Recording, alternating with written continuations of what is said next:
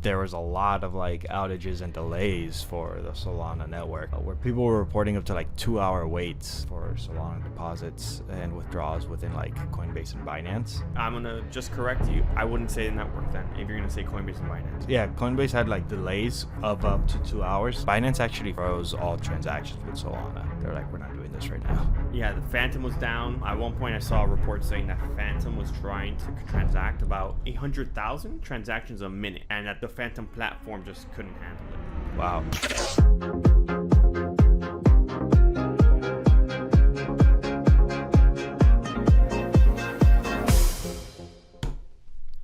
Welcome back To another week.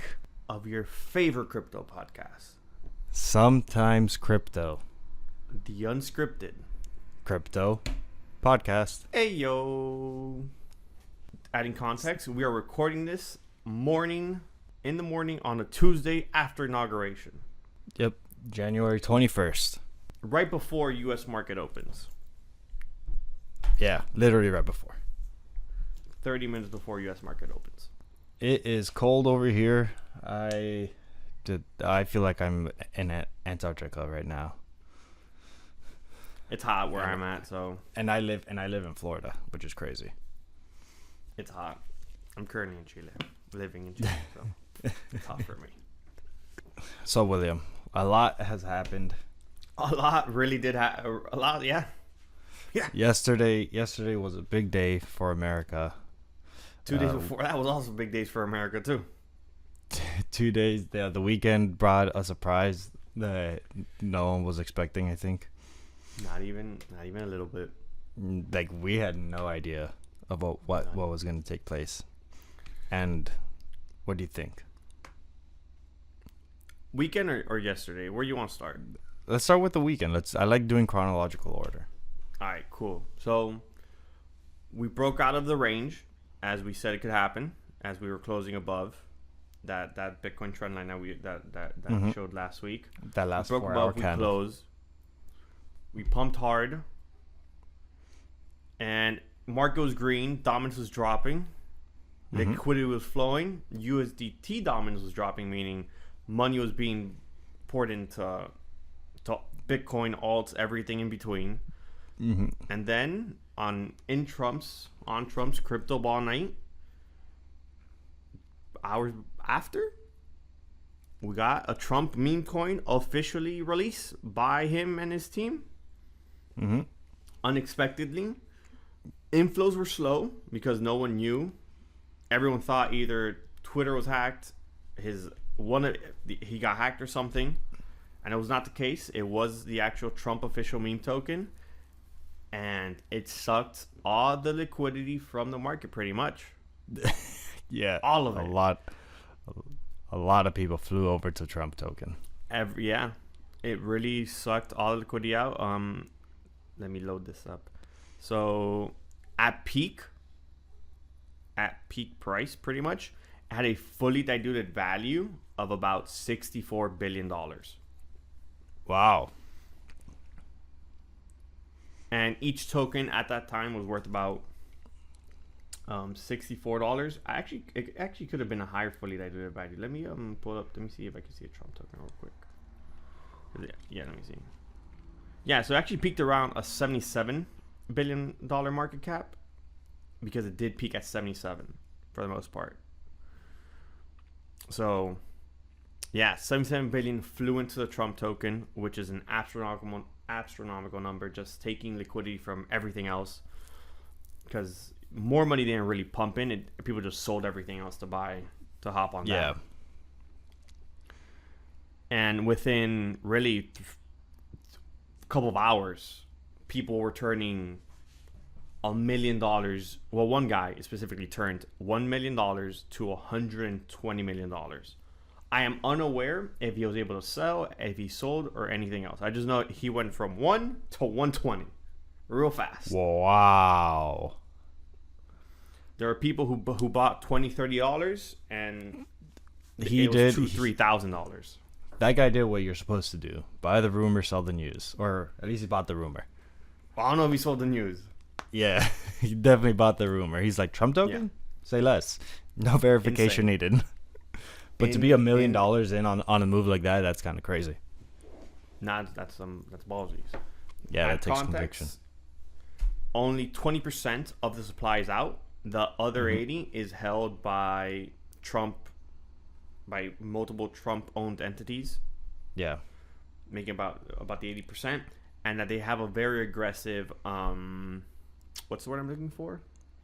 Unlock period. I don't know the exact numbers, but I know it's an aggressive one. I think I do remember seeing that one of the holders was Fight like Incorporated or something like that. Correct, yeah. And if I recall, I saw it was like a 5-year unlock vesting period. But if you're saying it's aggressive, I'm assuming that's this over says the here 5 years. What? So I'm gonna give So I did have ChatGPT write it out for me. Just give me all the rundown. So they're saying it says that they're gonna have a gradual release over 3 years. Okay. Again, adding context, it's another 800 million tokens that have to be unlocked within 3 years. So no matter how you want to slice it, it's going to be pretty aggressive unlock. Yeah, definitely. It's 800 million tokens within 3 years. No matter how you slice that, it's a good amount that's going to be released. So that's like liquidity. And then the next day, pretty much the day after, we had the Melania token get launched. Another meme token launch. It also went up. It sucked liquidity from the Trump token. Trump crashed like 40% in like 10 seconds pretty much. And then that had a fully diluted value of about 10 billion. However, there were discrepancies with what her holding was said. It's billion? What? Yeah, 10 billion. Okay. Yeah, Trump got to 77. Melania got to 10. Okay. Did not hold the same weight. And they, I'm going to assume it's pretty much the same vesting schedule, same everything. However, the discrepancy was that Trump's token, that other 80 million, is held by like 5 entities. Melania's was supposedly going to be held by the same 5. It is not. It's much more centralized. It looks like 90%, about 89% about 89% is held within one wallet. Wow. Like one diversification. Yeah. That's why that's a discrepancy, because apparently it was supposed to be 80-20, but about 89 is really only like 11 to like 9% of the fully that's liquid out. I see. Yeah. So my question, is there any utility with this token? Zero. None of these Zero tokens are utility. They're pure memes. It's zero. Yeah. So my dad called, or I was talking to him, and he's like, "Oh, I heard something about a Trump meme token." I was like, I had to explain to him what a meme was again. I was like, "Bro, we've gone over this," but essentially, the way I explained to him, I was like, "This is either." If you're investing into this token, it's either out of a speculation, like you're kind of like gambling, trying to hope for a higher return one day, or you could look at this as like a donation to Trump's. I was like, it's one or the other, really. However, like a piece, you could look at it like a piece of art. So to say, it's like, oh, I own the Trump token or Melania token, but it's a meme coin, not a functional coin for anything. I also saw a report on Twitter that said that the Trump wallets, they first said it's a multi-sig wallet, and apparently that they sold about $500 million worth of the Trump token after the first initial large pump. Like after it peaked around like 60, or between 60 and 70, they sold between 500 million there. That caused a big shakeout, and then Melania token launched, and that caused the other 40% drop. I see. And then Melania has also dropped since it's fully diluted value. Like it peaked at what we said about $13, and now it's sitting at $4. Oh wow! So that has a $4 billion diluted value. So it's lost like 60% of its value already. Yep. I mean, as we always say on this podcast, any celebrity meme token will go to zero. Eventually, yeah. Eventually. Trump's might hold will probably hold better than Melania's for sure, since he is the acting president. 100%. So we'll see how that plays out. Just to remind y'all, we don't own any. I would advise not to own any yet. It's if you didn't buy when it first launched, you were quite late. Like, yeah, especially don't even... if you weren't actively trying to sell at a certain number. Mm-hmm. Completely speculative, by the way. Yeah, completely speculative. The Trump token is currently sitting at $37.88 on Mexi. It's on a downtrend. It could go lower without any hesitation, by the way. Yeah. So all this happened before Inauguration Day over the weekend. The Trump token was launched on Friday. Friday night, pretty much. Yeah. It caught the majority of the Europe and Asia market while they were sleeping. This was launched like 10 o'clock our time, your time, 11 like late. So when they were awake then, because if it was 10 o'clock my time, then they're probably waking up. It could have been earlier then, because I saw the news saying that both the Melania and the Trump token were launched like between 2 and 4 in the morning their time, Asia time. Yeah. So that was like. So that means it should. So that was Saturday. So they launched Saturday morning our time. Yeah. Mm-hmm. That's what occurred. Wild. Yeah. I would have thought that they were doing it specifically at nighttime, or like Asia daytime to import some money. Yeah, maybe, but no. Damn. And then that happened there. Sucked liquidity out. Solana made a new all-time high on that same weekend until as the Trump token was launched, because the Trump token launched on Sol, so you had to be in Sol to be on ramp initially and do all that. So Solana reached 290, if I'm not mistaken, and then rejected off of that 290, and now we're back at 240. Really testing support pretty much to then re-rip. Yeah. Oh, now that you mentioned Solana, yeah, because of that whole Trump token, like the shenanigans frenzy, there was a lot of like outages and delays for the Solana network, where people were reporting up to like 2-hour waits for Solana deposits and withdrawals within like Coinbase and Binance, which is insane. I'm gonna just correct you. I wouldn't say the network then if you're gonna say Coinbase and Binance. Oh, true. Yeah. So Coinbase had like delays of up to 2 hours. Binance actually froze all transactions with Solana. They're like, we're not doing this right now. Yeah. Yeah. The Phantom was down. At one point, I saw a report saying that Phantom was trying to transact about 800,000 transactions a minute, and that the Phantom platform just couldn't handle it. It was just too many. Wow. From my understanding is though, the Solana on-chain network was working fine. It was just the front end. You're right. I did need to correct myself. It's the centralized exchanges. And then adding to you, apparently there was so much buying on Sol, like from Coinbase, that Coinbase ran out of Solana, and that's why the average transactions were taking about, you were saying 2 to 3. This tweet I'm looking at, it was saying 6 to 9 hours. Jesus, that's long. So people, some FUD there. I think it's more so they probably did run out of Sol, and they had to go and buy more. Yeah, there were people saying that there was a lot of arbitrage opportunities, where if you bought Solana on chain through like decentralized exchanges or through some other means, then you were able to sell your Solana to Coinbase for a significantly like higher price. Their trading pairs were probably just, they had to pay the premium to get people to arbitrage it, essentially. Essentially. So people were able to get Solana for cheaper on decentralized exchanges and sell it for a higher price on centralized exchanges. Easy money. Easy shmoney. But yeah, that was wild.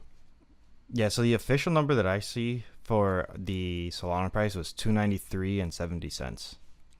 $293.70. Which is like up, like what is that? In a from like a week, 50%. That's what it did. Yeah. So Sol was sitting.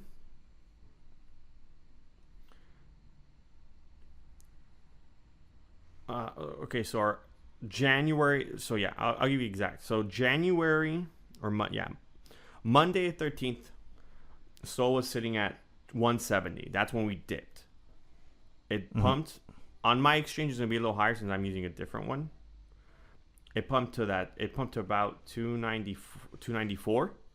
Yeah, it did a 72% move from Monday the 13th to Fridays that week in 4 days. Yeah. So what I have on Coinbase was from January 14th all the way till Sunday the 19th, 56%. Yeah, if you change it, it will change. Just to be clear, different exchanges have their own different exchanges prices. And then different dates also, because you said different a different dates date. as well. Yeah, I'm getting the low and I'm getting the exact high. Mm-hmm. Yeah, but crazy move for Solana. A lot of upward movement. Yeah, so we're currently sitting on a support zone pretty much, and it just needs to re-break this current little downtrend we're in, and we're off to the races once again. Off to the races. But nuts. Absolutely nuts. And then Inauguration was kind of lackluster for crypto at least. Yep, the inauguration did take place yesterday, Monday, 20th at 12 p.m. Eastern Standard Time? Yeah, Eastern. In the Capitol building. Yeah, the Capitol building. The Capitol. Yeah, it was too cold outside. They're like, we're doing this inside. Yeah, because they always do it outside. They normally do it outside, yeah. You could have more people outside. But with the weather, they're like, nah, we're moving this inside. Biden was like, I cannot be out here. He's like, I would not be able to hold this. Well, Trump neither. Trump is also. Yeah, I mean, like, age. I don't think anyone will want to be outside in that weather. If I'm being not completely for like honest. not for 2 hours. Yeah, not for the 2 hours that they were there. Mm-hmm. Two, maybe. Like 2 hours. Yeah, like 2 hours. Well, 2 to 3. It's irrelevant. That's just completely irrelevant. So, last episode we talked about how PolyMarket was making had some bets on what Trump will say or not say at the inauguration speech. And let me tell you, me and William, we thought he was going to say a lot more words than he actually did. Like middle class. He said America a lot more than what I thought he would. He did not say middle class, which is crazy because I was convinced he was going to say middle class. Completely chose to avoid that word. He didn't mention crypto once, as everyone should know by now. He did not mention cryptoverse and or Bitcoin. Yep. He was close to saying Doge, but I guess he was like briefed. Like I feel like they knew like you cannot say Doge. I think he maybe was brief on a few of these things. Yeah, 100%. Like they're like, okay, you can say the Department of Government Efficiency, but don't say Doge. Yeah. Essentially. He didn't say Elon either. He didn't say Elon. He did say that America does plan on going through with his manifest destiny to Mars, and then they showed Elon like sitting next to, I think it was Barron Trump. To Barron. And then he was like doing his Elon shit. Yeah. So yeah, we basically placed a couple bets. We broke even, give or basically. Yeah, I think we lost what, $2? $2. Yeah. The one that like absolutely saved us was Drill Baby Drill. Drill Baby Drill. I was like, that's. I think he said that twice. No, he said it once. I know, but he said. Well, we'll get into it now. Yeah. He did say Biden, and he said Harris. He was like Biden and Harris, and that was just shy of what was on the PolyMarket bet for Kamala, so that did not hit. Which I did say that. I doubt he would say Harris. He would probably say. You doubt he'll say Kamala. He'll probably say Harris. Yeah. Yeah, you did say that. I also said he wouldn't say America 15 times. I was way off. He said like 30. Bro, he did rapid fire on that. He was like, bro, in the first like 10 minutes, he said like 5 times. There was one time where he was like, "Oh, Asian Americans, African Americans, Hispanic Americans." Oh yeah, I was like, dude. I was like, that's we already lost the bet was already lost because by then he already said 15, but he just got an extra 5 right there. Yeah, he just knocked it out. I was like, which in retrospect, like obvious, like you were saying, it's like, oh, how many times can he possibly say America? I'm like, this is the state, like this is practically like a State of the Union. Yeah, I just didn't think it would be necessary to say America that many times like that. Yeah, I went with it because I was like, that's what you want to do. I'll go with it. You could have given me whatever, irrelevant. I was just he could give me more pushback. It doesn't matter anymore. And then the one we were both surprised, huh? He said God 4 times, exactly 4 times, which is what was needed for the bet. I was like, okay, good. Never bet against God, I guess. We didn't bet against never bet against God and America. Now yeah, never bet that essentially never bet against God in America. We didn't bet against God, but we just didn't take the bet either. Yeah. And then which one was the one that caught us by surprise? I don't remember. Oh, you're just saying. Oh, there was one that did get us by surprise. I do remember. I have it written down. Oh, which one? I don't remember. It was Los Angeles. Oh yeah. Well, I said unless he touches on like the disasters, he would probably say it. Yeah, because he talked on multiple like national disasters. He talked about North Carolina. He talked about Florida. I think so. Like the hurricanes. Because we were hit with the hurricane. Mm-hmm. And then he talked about Los Angeles with the fires. And he talked about Los Angeles and the fires. And then he's like, "There's some people in this room that don't have homes anymore." He's like, "That's crazy." I was like, "This guy." Dude, the way he says things is so nonchalant. Yeah, I was like, "This guy says things nonchalantly." And then our last saving grace was an executive order being signed, a crypto executive order. A crypto executive order. Yeah, so surprisingly enough, on PolyMarket, I was looking at that, and there are people who bet against that being passed, and PolyMarket still hadn't closed when I checked that trade. So they're like, "What's going on? Why has this not been resolved yet?" My assumption is, it says on day 1. I don't know if day 1 they're counting as a full 24-hour period. We don't know. I don't know. Yeah. So meaning there's still hope for us if he signs one early in the morning. Yeah, there was another bet there that I saw that was like what's it called? Declaring a state of national emergency. Yeah. And he did that quick. He did that real quick. But yeah, we didn't get in on that one, did we? No. I didn't even know that was one of them. You didn't tell me. Oh. But yeah, so we basically broke even. And, well, we may still have hope for one more if it's a 24-hour period. Mm-hmm. And also on that note, he did not free Ross Ulbricht neither. Yeah, on day 1. He didn't. Day 1 did not free Ross Ulbricht, which is what he promised. Correct. I will add the caveat. Just to remind everybody, politicians are liars. They just make promises so they could get elected. That's all politicians. Yeah. Elon did tweet that they will free Ross Ulbricht. Okay. Hopefully. He responded to someone's tweet about Ross Ulbricht, and because they talked about the 1,500 pardons he did for J6. And he says, we will free Ross Ulbricht. Like, it's apparently on the agenda. Mm-hmm. Now, I have a question for you, because this question was brought on to me from this Discord group I'm in. And they asked, what is the importance of freeing Ross Ulbricht? Okay. That's a good question.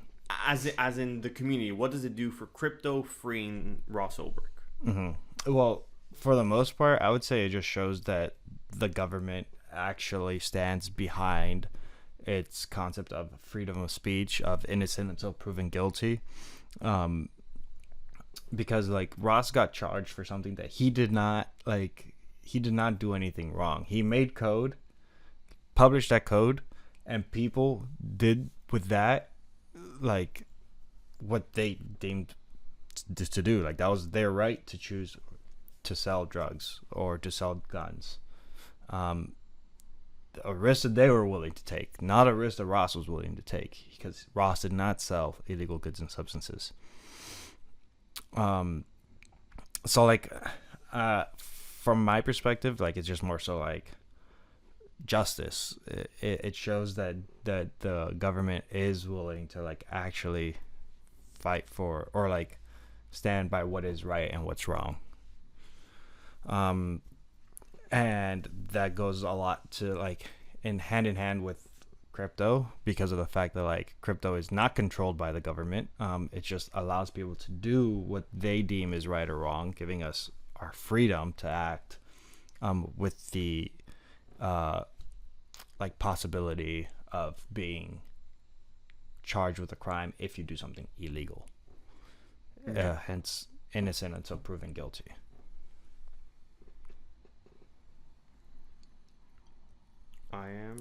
That's as much as I have to say on that. I promise you. I promise you, libertarians have a whole nother like. Oh, they have way layer to this. I remember I was on this trip one time, met some like friend, a friend of a friend, essentially, who's Puerto Rican, or like he lives in Puerto Rico, and the man is a libertarian. Like he asked me, I didn't know he was a libertarian. He asked me, he's like, what like party do you identify with? And I'm pretty fluid with most things that I identify with, just because I feel like there is this one thing. This is one quote that I remember hearing. It's like when a man defines himself too strongly, like too specifically, then he becomes he kind of takes away from being a man, because part of being a man is being what you need to be to get the job done. So that's why I say like I'm a little bit more fluid on how I define myself at certain times, just because like there's things that need to get done. So whatever, tangent. I told him I was a libertarian, and then he was like, whoa, I never met like another person out in the wild who's a libertarian, who like identifies as a libertarian. Are you libertarian though?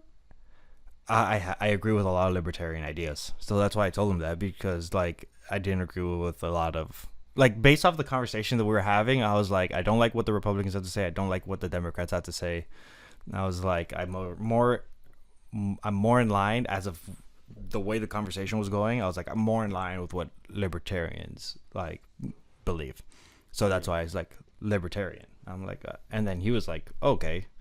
It's like, I've never met a libertarian out in the wild, and it's really interesting because he likes the Libertarian Party. And then we had this whole conversation about like freedom of money, like self-sovereignty, and all this stuff.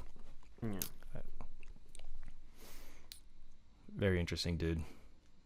And then he really wanted me to get into the libertarian. Yeah, he practically wanted me to. Yeah, he practically wanted me to like join his family. He's like, become my son. Alex almost joined the militia that day. No, definitely did not. But yeah, not that day. Next day. So were you able to find what you said in the chat? Did. So essentially, all I wrote was, the crypto community just feels that it was wrong what was done to him, that he should be freed.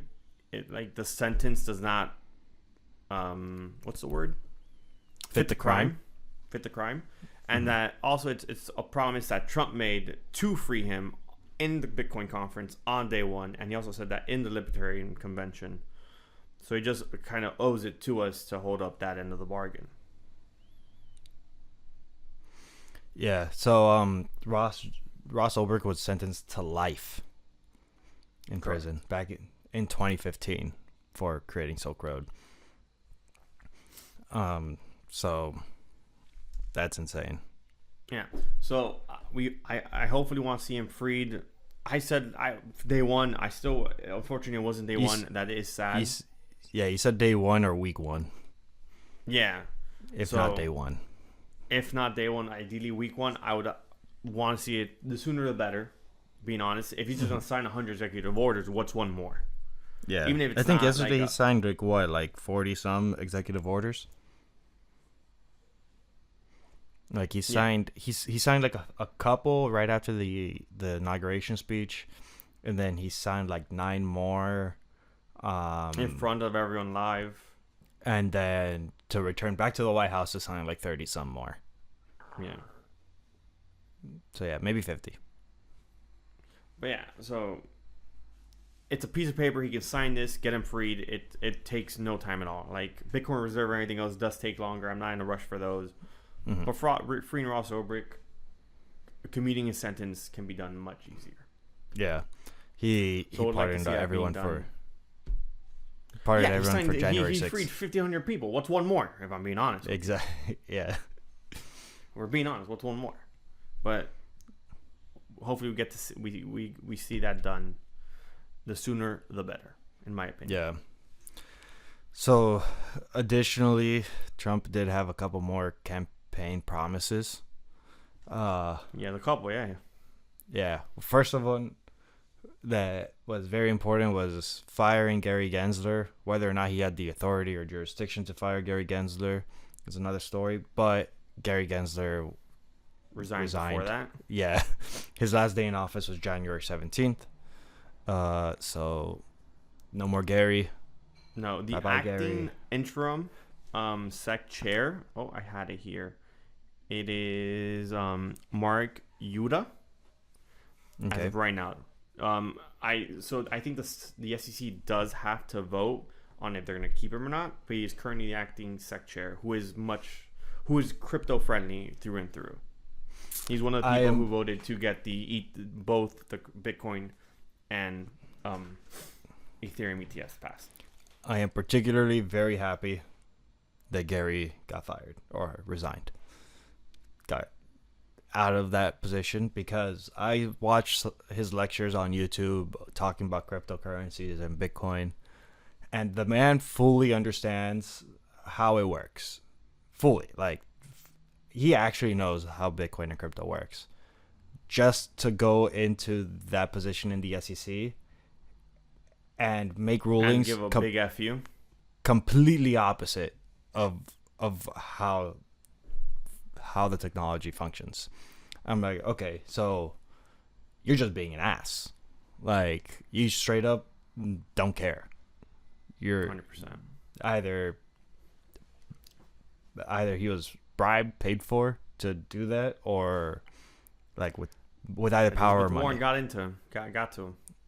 Something. I don't know. Can't say that's for sure, but yeah, something along those lines. You know what I'm saying? Something along those lines for sure. Quick back up to the weekend, to Friday, last Friday. The CEO of Rumble, Rumble also purchased Bitcoin for their balance sheets from what I see on a tweet from Bitcoin Magazine. It says on Friday, Rumble made its first ever Bitcoin purchase, and he ended it with, "It won't be the last." Nice. So Bitcoin Rumble on balance sheets is coming. Yep, 100% for sure. So before we stray away, I just wanted to talk about like other campaign promises. As in ending Operation Choke Point 2.0, which was pretty much ended the minute Gary resigned. Yeah, which was pretty much ended. Now we see the other bills that were not that Biden vetoed to get either executive order signed or back Well, into Congress. I think vetoed. Okay, yeah. So choke point 2.0 pretty much added a lot of like targeting and regulations to banks such as Signature Bank and Silvergate, because they dealt with companies that are in the crypto business, essentially making crypto cut off from like The financial system, the institutional financial system. Mm-hmm. Which is just annoying because how are you going to completely cut off a bank, a viable business opportunity from banks?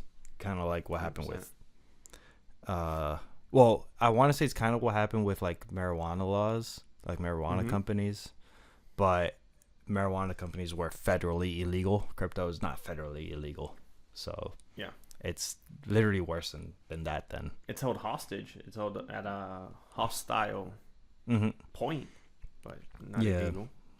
So obviously, another promise is that Trump does want to make crypto a national priority. That's a very vague promise, but part of what's leading that is that he does want to make Bitcoin and maybe other cryptocurrencies part of the national reserve. I'm looking for a tweet real quick that talked about that. Damn, I don't have it here. Continue. I'm looking for it real quick. Yeah, so we do have Senator Cynthia Lummis pushing what's called the Bitcoin Act, which outlines the plan for the U.S. federal government to acquire 5% of the Bitcoin supply, 1 million Bitcoin, which is an insane amount of Bitcoin over the next 5 years, and placing it into a national reserve. That is extreme. Like, if that passes, that is extremely, extremely, extremely bullish. There's actually a bet on this on PolyMarket to see like what are the chances that this gets passed within the first 100 days. Let me pull that up. Well, those chances went up. I saw it was like 40 or like above a 50% chance of it being done within the first 100 days. A Bitcoin reserve. Yeah, I have written down here 55%. Yeah. But that apparently dropped, so now it's sitting at 32%. Oh, really? I saw it go up. Yeah. Okay. Yeah, that went up yesterday. Yeah, yes. And it went down the minute yesterday it wasn't brought up. Yeah, essentially. Essentially, that's the case. A Bitcoin reserve is not an easy task to create and pass, and I think an executive order would not be the best way to carry it out. Yeah, well, definitely not, because it could be undone much too easy.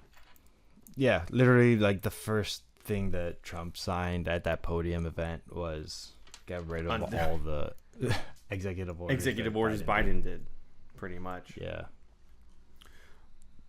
Before we throw away, since you brought up the reserve and all that, so apparently Trump is also being whispered other ideas for a not just a Bitcoin reserve, but a pile of other crypto assets to be held in a reserve. Yeah. Some of them being the idea would be the idea of an American first strategic reserve that would prioritize digital coins founded in the US, like Solana, USD Coin, and Ripple. Is also being thrown out there. Yeah, there's definitely going to be a handful of tokens that are mentioned now and trying to get onto the reserve. 100%. There's going to be Bitcoin maxis out there that are going to be completely against that idea. Well, that's why one of the first words was the controversy. Yeah. Of this idea. It's very controversial for sure. Like within the crypto community. You say that, not pushing back. I'm gonna just specify. I think maxis and everyone else. Yeah, And every other maxi that exists. But that is the crypto community. That's as a I know. I'm just saying, but like, it's the one's the only thing. Bitcoin is the only one. The oh, one for sure, only. for sure. Yeah, but then like, there's also gonna be people who are like, okay, so is Ethereum? That's why Ethereum's not on that list, is it? Ethereum's not made in the U.S. Okay, yeah. Because if Ethereum was on that list, you'd have people in Solana being like, no, like that's insane. That's why I said U.S. made tokens. Yeah, but like, and that's because of that specific distinction. It's maxis versus everybody else. Because if it wasn't for that distinction, then it would also be every other maxi that exists. Every other maxi. Everyone's a maxi to their own community. Essentially, pretty much. One of the another things that Trump promised or mentioned was making any U.S. based crypto essentially capital gains free. Okay. A while back, so CoinGecko has made a category on their website for U.S. based tokens. Fun. You'll be surprised on what's on there, because I was. I'm like trying to pull it. You got a list? I'm assuming, because I'm trying to pull that up now. I have it up. You want me to share? Want perfect, me to share, yeah. or you want me? Yeah, sure. So I was quite surprised from for the things I saw on the list. So these are all top made in XRP. USA coins by market cap. We have XRP, number 1. We have Sol, number 2. Obviously, we have USDC, Cardano, Chainlink, Avalanche, Stellar. We also have Sui, Hedra, HBAR. Litecoin, Uniswap, obviously the official Trump token, Near, Aptos, Ondo, Algorand, Render, Filecoin, Optimism, Stacks, Injective, Theta, Gala, Tezos, Helium, Compound, Akash. We also have Blur. DYDX. Is DYDX on here? Yeah, I saw DYDX. Oh yeah, DYDX is also on here. It was Zcash, a little higher up. That's crazy. So there are quite a few tokens that are pretty well regarded in this list of made in the US. If this were to pass and he were to actually give these tokens a free pass on capital gains, people will be throwing a party. Because there's some heavy hitters. Oh, 100%. There's millions, hundreds of millions of dollars there. Of unrealized profits. 100%. Yeah. The XRP army is hoping that passes. Yeah, for sure. But absurd. I mean, some of these, like Sol, if you bought at 8 and you're gonna sell at 600, 300, 400, you know how much money you saved if that were to pass? A lot. So it's quite a big list of actual tokens. A lot of the top tokens that people are in, projects are on there. So it would be interesting to see what if it gets passed, what plays out and what happens. Mm-hmm. That's actually really cool. A lot of people are going to have their eyes on that list. Yeah. For sure. Well, it's part of the reason why the whole pump on XRP really and ADA happened is because everyone knew and were certain that those tokens were made in the U.S. And the minute he just speculated that they could be potentially tax-free on top of just bullish momentum helped them rip. And now XRP broke its 2018 all-time high. Now it's come back down a bit, but so there is one other promise. Sorry to people holding XRP. I didn't mean to shit on you earlier on in the year. There is another promise that Trump did make. And now I'm kind of curious about your opinion on SAB 121. Is this the fair accounting rule? I believe so. Or So essentially, oh no, this is that. no, Continue. this came in on April 2022, where it recommends financial institutions holding crypto for their customers to record a liability and offset assets entry for the positions of their corporate balance sheets. Mm-hmm. So essentially, this creates a rule that most other companies don't have to deal with, like stocks, bonds. And I do remember you bringing something up about this. I just don't remember what you said. But essentially, people in the crypto community see this as unfair. Like an unfair requirement that's not being held to other assets for companies, and therefore requiring companies who are holding crypto assets to just like hold more cash than other companies, because they're requiring that crypto be looked at like as a liability rather than an asset. Does that make sense? Yes. But yeah, that's another promise that was made on the campaign to see if that gets taken out or not. Repeat what was the thing you said? You said F or you said SAB? SAB 121. Okay. Just so I can look at it because I don't remember it. Yeah.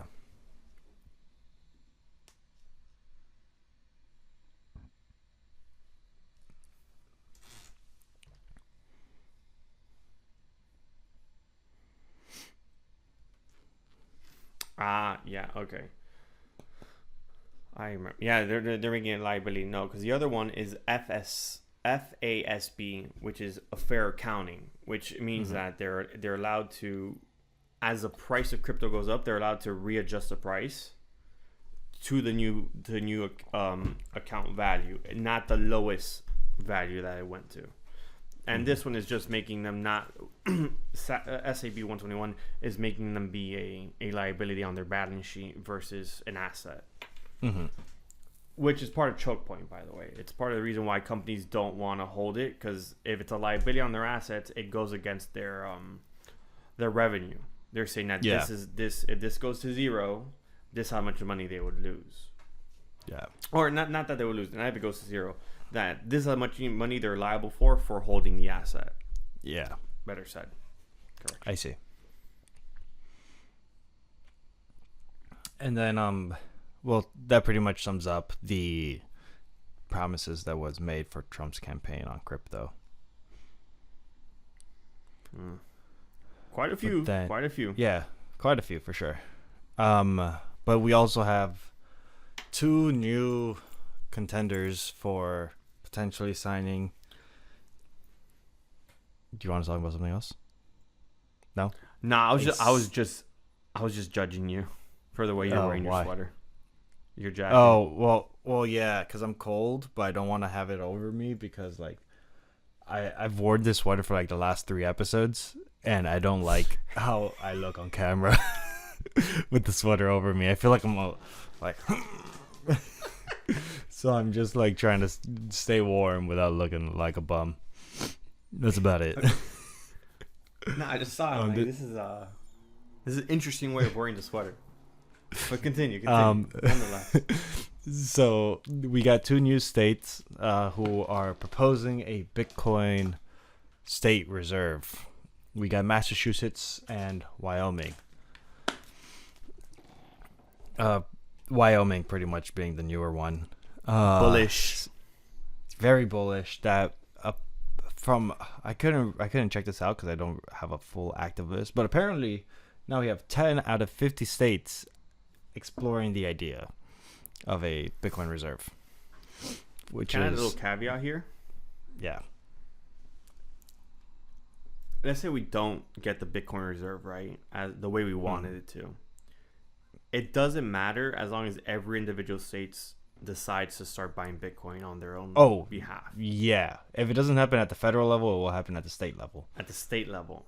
This is a great thing about America. What applies to the states themselves can do whatever they want to a degree. So they're able to go out and buy their own Bitcoin. Maybe not the same, amount. Same aggression. But they can still purchase a good amount, still affect the price, and still do the goal. Yeah. Essentially, the only difference between the states and the federal government is that the states cannot print more money. Federal government States can. don't print more money. The federal, exactly. So we just won't have the printer turned on, but the states will just turn their cash reserves into Bitcoin reserves. Mm-hmm. And that's still bullish news. That's still a big thing. So everyone, 100%. Just with a friendlier government, we still get that bullish momentum the crypto market's looking for. Yeah. May be a little slower, but it'll still happen. It still happens. Bitcoin is an Don't sell your eventuality. crypto just because Trump didn't talk about crypto. You fucking idiots. Not financial advice. Not financial advice, but if you need to if you're sell selling your for that cryptos, one, if you're selling for that one reason, that's you're an kind of idiot. crazy. Yeah. I don't know about that, but yeah, kind of crazy. So Wyoming is looking to allocate about 3% of their state funds into Bitcoin. That's a And fair amount. That's more than that 2% standard. they're pretty much taking what the bank said is if you're doing less than this, it's risky. It's risky to not have at least 3%, right? And then Massachusetts is looking for 10% allocation. Why are you laughing, William? No, I always say Massachusetts. Yeah, we already covered this on a previous episode. I struggle with this one. I mean, I struggle with every other word in the English language, so it's okay. But yeah, 10% allocation. They want a 10% allocation? Yes. That's hefty. Bullish. That's nice. That's very bullish. That's a couple $1 million at the very least. Now, there is someone. This guy is named Philip Chen. And because of his activity in crypto, there's speculation, rumor, of maybe even California looking into adding Bitcoin to their reserves. Once we get rid of Newsom, I'm okay with this. Newsom might pull off a Trudeau. Trudeau resigned. Yeah, that's what I'm saying. I mean, Newsom, after what he said with the fires, Jesus. Yeah, Trudeau pretty much turned his country into a absolute cluster shithole. Marlito, you might want to believe this. An absolute clusterfuck of a shit show. Yeah. And Newsom is honestly heading down the same path. And Trudeau was like, you know what? I can't deal with this. I'm out. So turn the place to shit. I mean, Canada's a very nice place, but like turn on its people a lot. Like messed up a lot of systems. It all started with the truckers. And then dipped. Yeah, it literally did. And I'm pretty sure Newsom's somewhere on that track. I mean, a little off tangent. Did you see what he said about the fires, about the homes that burned? I did not. So essentially, he said this. He goes, "We are currently in talks." He said this was a giggle. "We're currently in talks with speculators to turn this land into something else that was just burned down and that people just lost their house." He goes, "We're currently in talks with speculators, the same ones that are helping with the fire that occurred in Hawaii." Crazy. After these people just lost their homes, after these people, California also just a lot of insurance companies withdrew their fire insurance as well, like months before. Mm-hmm. And then if you had fire insurance, it was a separate insurance. Mm-hmm. And now that's a whole thing too. And now people just lost their homes. Irregardless if they're millionaires or not, you don't know that. Not everyone's a millionaire and has Yeah, a the home majority, for like the past 20 years. Yeah, the majority of people probably. Right? Not everyone's buying brand new, but like it's like, dude, yeah, what are you doing talking about speculators? What if that person doesn't want to sell their land and wants to rebuild on it? Mm-hmm.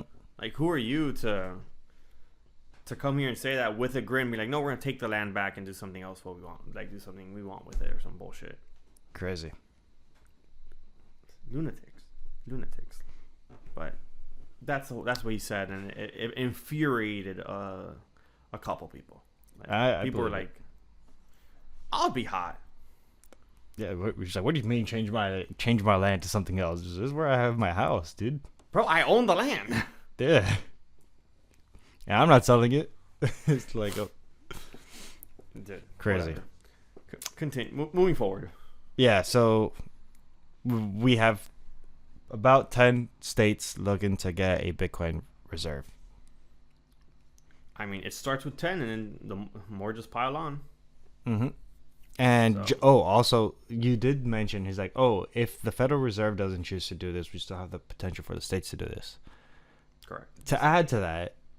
Oh, I love when he adds on my shit. To add to that, if you kind of gave like the pessimistic thing, he's like, if the Federal Reserve doesn't do it, we can still have states doing it. Like, of course. Say the bullish one. On the optimistic side of this, if the Federal Reserve does choose, or like not to like have Bitcoin as an asset, if the government does have a Federal Reserve asset for Bitcoin, nothing bars the states from getting their own reserves either. Nope, zero. The states can still buy. Yeah, the states could still buy on top of whatever the Federal Reserve is getting. Facts. And that's just like, that's at that point golden egg over here for the United States. Like, that's acquiring gold. Like, want the more bullish response to that one? The more bullish one? What is it? If the states are buying, right? And then the Federal Reserve, the federal government starts buying. You know what that means? Companies are also going to start buying. Oh, yeah. No. That's hyper-Bitcoinization at that point. If you already have companies start buying, you think China's not going to buy Bitcoin if you're buying Bitcoin? If America's buying Bitcoin? Yeah. If China's buying, Russia has to buy. Yeah. No. It looks like the states are going to start doing it. If the federal government chooses not to, the states will eventually do it. But if the states start doing it, like at that point, it's kind of an infectious disease at this point. Bitcoin is just contagious. Out of sheer global magnitude and power, other countries will have to buy at a faster rate. Yeah. So there's this common saying that has been said on the Bitcoin Reddits. It's like, first it's gradual, then it's rapid. Once you reach like a point where multiple governments, state, federal, start buying, like at that point there's like, we need to hop on this. And then everyone's going to be like, we're late. Yeah. I think this after this supposed blow off top that will happen at some point, I think I've said this. I think we go away from a 4-year cycle thesis.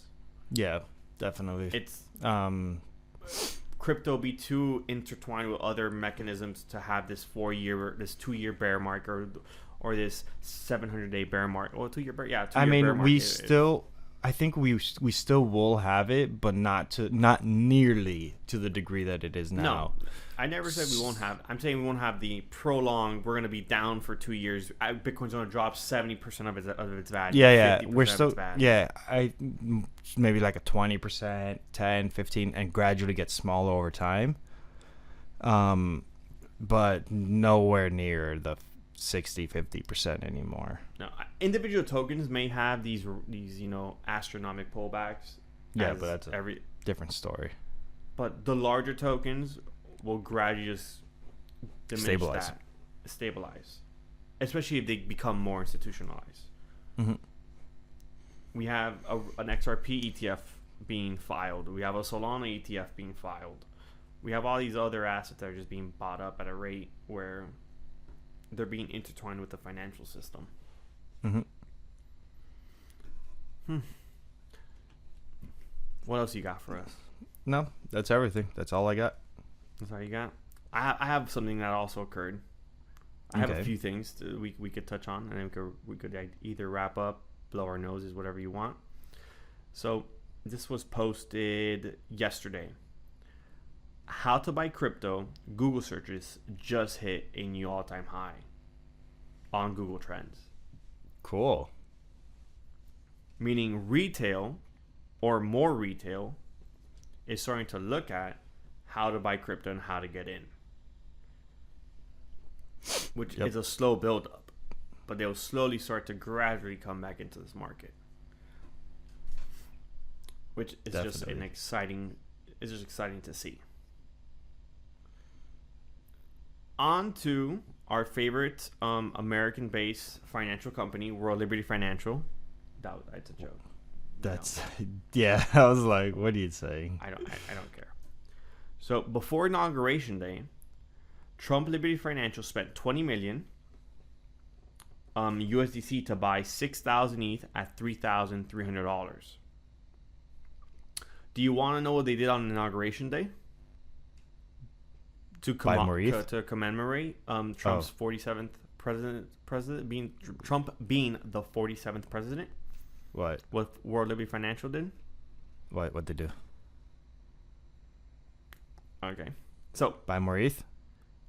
I will read it to you. President of the United States, the World Liberty Financial, is proud to announce that the following strategic purchases today. They purchased $47 million worth of ETH, $47 million worth of wrapped Bitcoin, $4.7 million worth of Aave, $4.7 million worth of Link, $4.7 million worth of TRX, $4.7 million worth of ENA. And on a separate purchase, they also bought 4 different ENS names. Oh, they bought ENS WorldLiberty.eth, TrumpCoin.eth, EricTrump.eth, and BarrettTrump.eth. Damn. They went on a shopping spree. Yeah. This was posted by Donald Trump Jr., if I'm not mistaken. The list of what they spent. Yeah, it was Trump Jr. that went ahead and said what they purchased. Okay. Damn, that's odd. That is quite a shopping spree indeed. That's crazy. So, quite a few purchases were made. Yeah. So I'm on the App Store trying to see if there's a list of top financial apps. Best thing I was able to find was apps and then finance, and then their essentials finance apps. They got crypto.com and Coinbase as the first 2 apps. So, and then if you scroll down into another one, best apps for investing, you'll also see Coinbase and crypto.com there as well. So crypto's definitely still trending, and it looks like it will probably be a good 4 years for crypto. Yeah. Oh, and you know who else bought Bitcoin today? Today, you know who bought Bitcoin? I just woke up with him. I don't know about Bitcoin. No. Michael Saylor. Oh. No surprise there, I Michael guess. Saylor bought another 11,000 Bitcoin, 1.1 Jesus billion Christ. at a price of 101. He bought the dip. That guy's insane. They currently hold 461,000 Bitcoin at a total value of 29.3. Oh no, at a total investment amount of 29.3 billion, at an average price of $63,610. That guy's a fucking savage. Monsters. Yeah, which makes me think, because Cynthia Loomis, maniac. Michael Saylor is a maniac, but mind you, he has 461,000 Bitcoin. Yeah. Cynthia Loomis's plan is to buy 5 million? No. Yeah, 5. What was it? 1 million. She wants to buy 1 1 million. million. She wants to buy 1 million. 250,000 It was a year. 5%. 5%. Yeah. Wants to 5% of the total supply. of the total supply. Yeah, 1 million Bitcoin. That's more than double of what Sailor has, Sailor and owns. Sailor's buying. He's aggressively buying. He's aggressively buying. Yeah, that makes me think we're still. I don't know. Way I don't know. Early. Way early. Protect what you got with your life. Take it with a grain of salt. You know, a lot of things can change, but in our humble whether or opinion, not that we're happens. still very early. Yeah. Even if it's we're mainly focused on Bitcoin because that's really the big daddy asset, the one that we know can't be, taken down. Mind you, if Bitcoin's early, the rest of other assets are early, and they will continue to shift. Yeah. So you have to be fluid on the other narratives and really pick good, sound projects that hopefully don't have any more bugs in them or have less bugs every time. Accurate. I wanted to add a little caveat to something you said in the beginning about the Trump tokens, both Melania and the Trump official token, meme tokens. It wasn't the fact that they were just released but it was the fact that they were both tokens essentially within hours were put on major centralized exchanges. Oh, and within hours, they were also put on perpetuals trading. That is true. That did happen. Trump's token came out on Saturday, basically. By Monday, it was on Robinhood to trade. Coinbase is already getting it on. It was on Binance like the first 2 days. It was on Bybit. Just want to add a little caveat. I got nothing left to say on that. Nope. I'm done too. It was quite exciting. Bitcoin has pulled back some since then, after breaking an all-time high of 109. We're currently at 102,900. We're basically retesting where we were last weekend. So we'll see what plays out. Yeah. We might have a hard time buying below $100,000 from this again point forward. for a while.